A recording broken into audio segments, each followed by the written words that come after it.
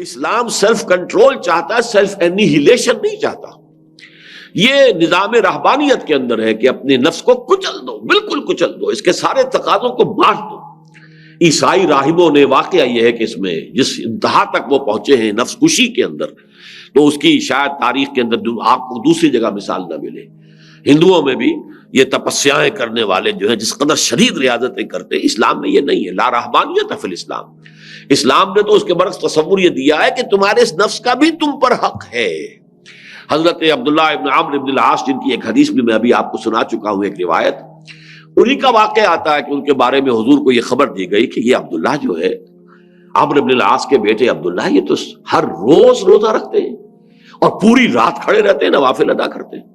انہیں نہ اپنی بیوی سے کوئی غرض ہے، نہ کوئی دنیا سے کوئی اور تعلق ہے، کوئی دلچسپی ہے، بالکل نہ لوگوں سے ملنا جلنا ہے، الگ تھلگ ہے، اسی کام میں لگے ہوئے۔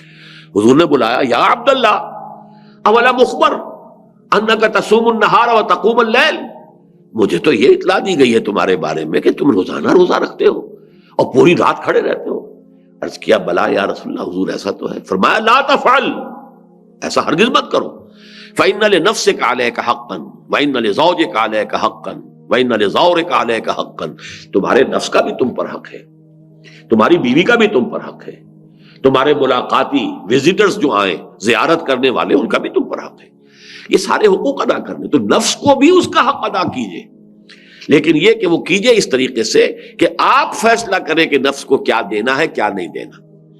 یہ نہ ہو کہ نفس کا جو تقاضا اندر سے ابھرا، نفس ما ہم کم طرز فرعون نیست لیکن ارعون ایرعون نیست، وہ فرعون بن جائے اور وہ یہ کہے جیسے کہ فرعون نے کہا تھا کہ الیس لی ملک مصر، کیا مصر کی بادشاہی میری نہیں ہے؟